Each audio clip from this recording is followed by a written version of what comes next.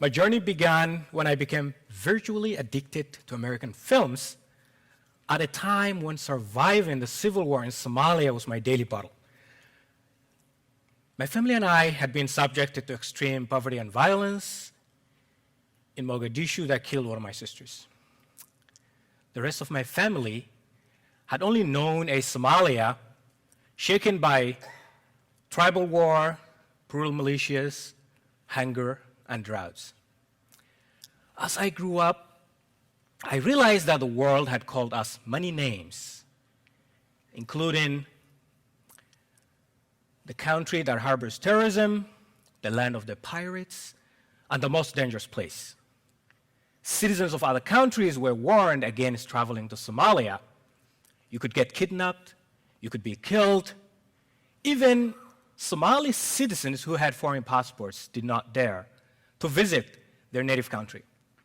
When one foreign journalist was kidnapped, the world talked about it a lot. When the Somali pirates attacked a ship, or the warlord fought the American Marines on the streets of Mogadishu, Hollywood made films about them. But no one wrote about or made a film based on the stories of families like mine, the struggles that families like my own were going through. So I grew up wanting to tell the world the stories that were not told. I wanted to speak to the world in a language that they could understand. So I embarked on a journey to educate myself, starting with American films. So Hollywood came to my neighborhood. And as a child, the Terminator, the Commandos were the movies that I was exposed to. There were no children's films or Disney. Through the accent of immigrant Arnold Schwarzenegger, I had memorized and repeated every single thing that he had said, himself inspired by the Tarzan films of Johnny Weissmuller. As I saw more movies, I learned more about the world beyond Somalia. I learned about America, the culture, the food, the music, the dances. I learned about individual freedom, childcare. I learned about public libraries, police, firefighting, things that you cannot ever see in Somalia. So I thought, what does it feel like being free? Like those people in the movies. Or being a citizen of a nation that went up and touched the moon.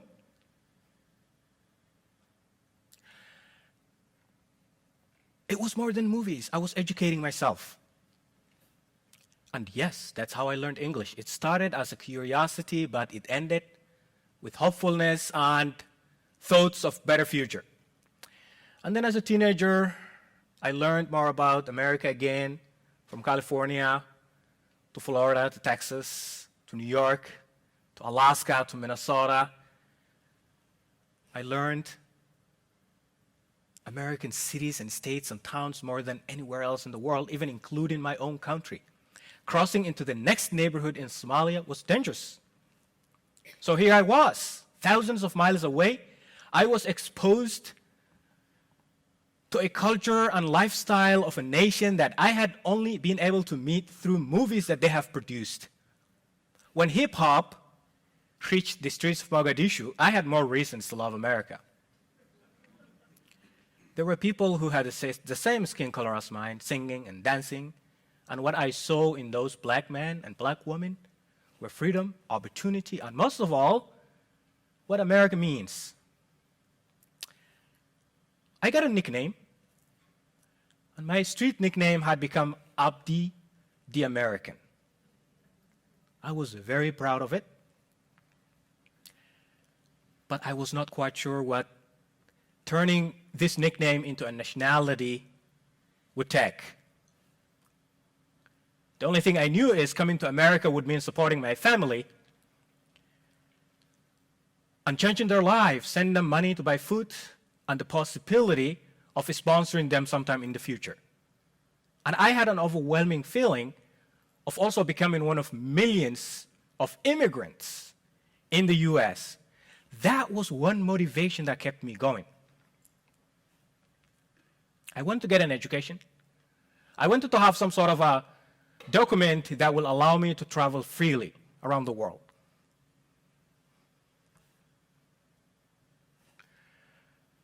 The distance between Somalia and America is not something that had disappointed me.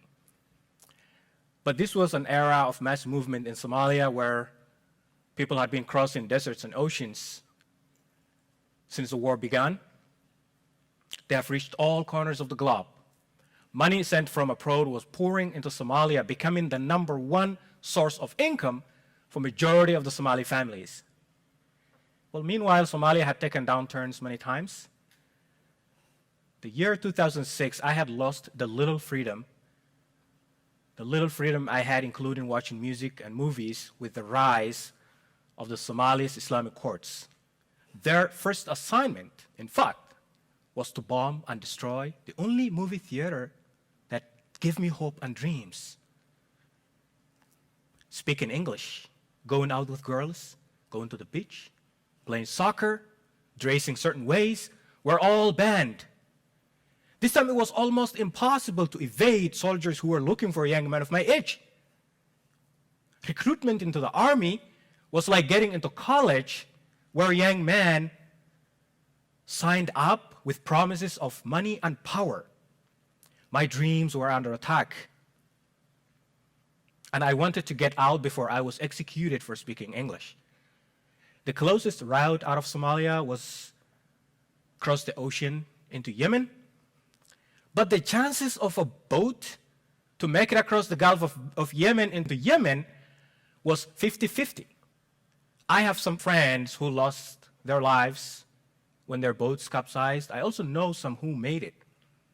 I was not afraid of that. I was ready to do anything to save my life. That plan failed because the smugglers charged so much money that I could afford. With no escape out of Somalia, now I turned to storytelling. I could have been executed for telling stories, and I would be called a spy. They killed journalists for this. But I was angry and frustrated. I wanted everything that I had back. I wanted the movies back. I wanted music back. I wanted dances back. I wanted the little freedom that I had back. They were never coming back. They were gone forever. In fact, young men who wasted their times at the time going to the movies now had jobs where they had been handed AK-47, and now they were at the front lines facing tanks and helicopters. The war after 2006 in Somalia had killed thousands and displaced families and separated families as well. I was trapped. Many days I thought that death was coming from anywhere. As shells landed close by, I gathered my stories, I recorded them, attached them out as an email, and sent them out to the world. Journalists picked up my stories. Washington Post, Atlantic, NPR, the BBC. So storytelling became my escape route. I moved to Kenya, the #1 destination for the majority of the Somalis, before they resettled to a third country. When my name was registered in a refugee database with the United Nations and the government of Kenya, I was only reminded of the lives and opportunities available to those whose countries were torn apart by wars. I was given a piece of paper that had a case number and a file number, and it also had my photo on it. It read, "This is to certify that the bearer of this letter is a prima facie refugee under the United Nations Act. Please extend to this person recognition of all rights and obligations contained in the United Nations Refugee Act 2006. 5 years in Kenya with that piece of paper. Not one single day did I ever feel I had any rights as an individual. In fact, this letter did not protect me from arrest or the threats of deportation. Others who were lucky to get out and get resettled into better countries, no longer carried those refugee papers. They were not asylum seekers. In fact, they were permanent residents. They contributed to their communities. They paid taxes. They bought cars, sent their kids to schools. They enjoyed their life. Some of them had even returned to the same refugee camps they left to contribute and help. But there were also thousands of people, most of them Somalis, who came to Kenya in 1992 and registered their names the same year, but had waited for decades to get out. Decades. So what I realized was getting out of the refugee camp into a better life was like winning a lottery. My brother has been in those camps way longer than he lived in his own native country. So speaking about the lottery, what were one of those ways that you could come to the United States that was not through the refugee resettlement program? America has this one program, congressionally approved, and is a permanent part of the United States immigration policy. It's called the Diversity Immigration Visa Lottery, sometimes called the Green Card Lottery. In its 1990s provision, it states, aiming at increasing the diversity of immigrants in the United States. There I was. That was me. I thought, this is it. There's this program that's intended to diversify America. So I applied to this program in 2013. 15 million people have applied the same year. In fact, these applicants include people in the US who are here on a non-immigrant visa. Only 50,000 of those applicants are granted green cards. So that means 120,000 people were notified as winners, including myself. And half of these winners would be disqualified based on their education and work. A winner, a lottery winner, must have at least a high school degree or 2 years of qualifying work. I had neither. Being a Muslim, being a refugee, being a Somali might also have meant that the United States government increased its screening of my name, more biometric checks, Homeland Security, FBI, more interviews. Well, I need to tell you that no one in this world chooses to be a refugee. I never chose to be a refugee. And no one chooses where to be born. Think of this. Did you really choose to be born in the US? There is nobody who chooses to be born somewhere. I never chose to be a refugee. I never chose to be born in Somalia, but I have every right to choose where I wanted to live and who I wanted to be. My name, my refugee status, my faith, my nationality had become my worst nightmare. But I could not even get out of Kenya. But sharing the joy that I had during the visa process, the same year, 2013, Kenya's worst terrorist attack happened. This is called the Westgate Mall attack. It angered the Kenyans, it shook the world. The attackers were Somalian nationals and members of Al-Shabaab. And immediately, the Somali refugees became targets.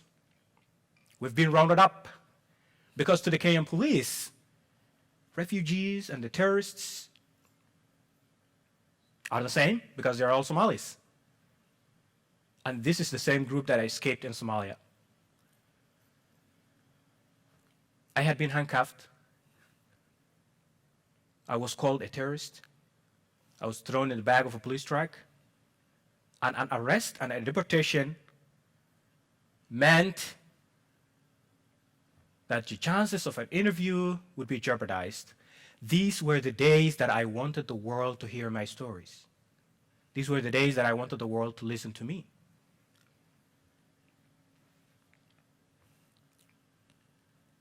deportation to Somalia was a death sentence. My name was probably on their hit list. Still hiding from the police in an empty neighborhood with most of the refugees gone or arrested or deported. Now, I got a phone call from the US Embassy. Hi, Abdi. We want you to do an expensive medical examination and bring us a report from the Kenyan police that confirms that you have a good conduct in this country. Well, think about that. Think about that. The refugees were the ones that the police was looking for, because we were equal to terrorists. Now I have to walk into the police department. Isn't that a gift to those who are looking for me? How am I supposed to do that? It was terrifying.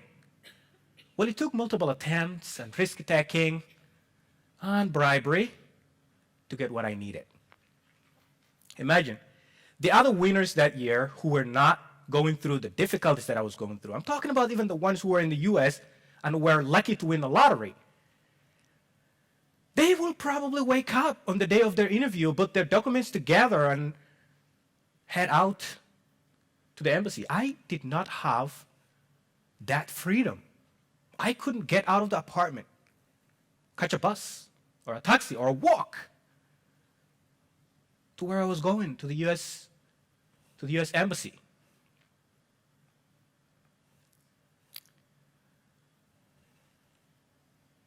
I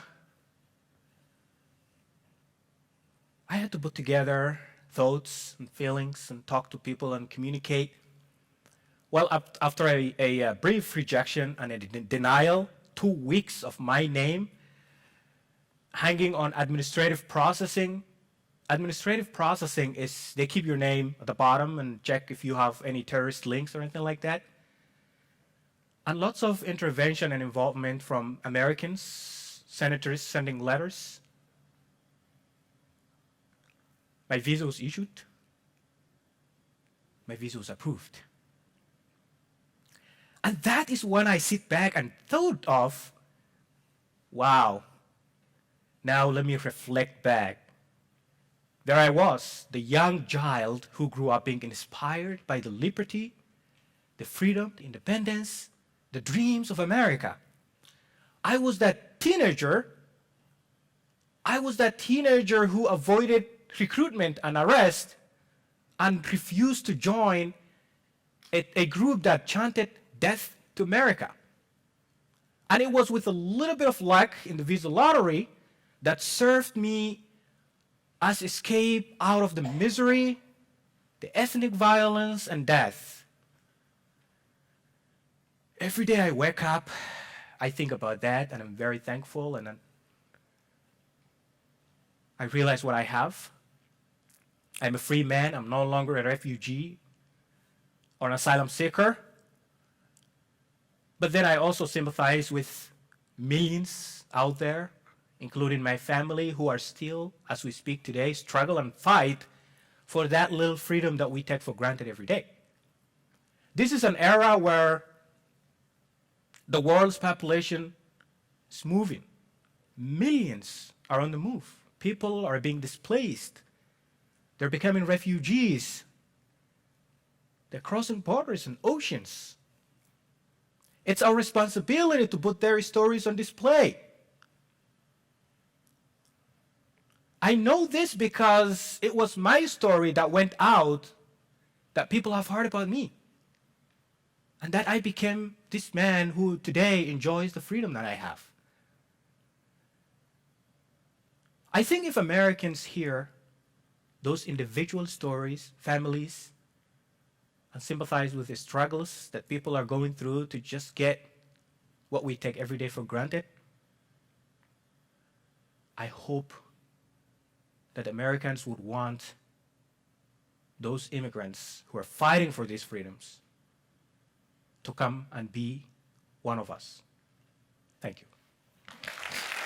Thank you.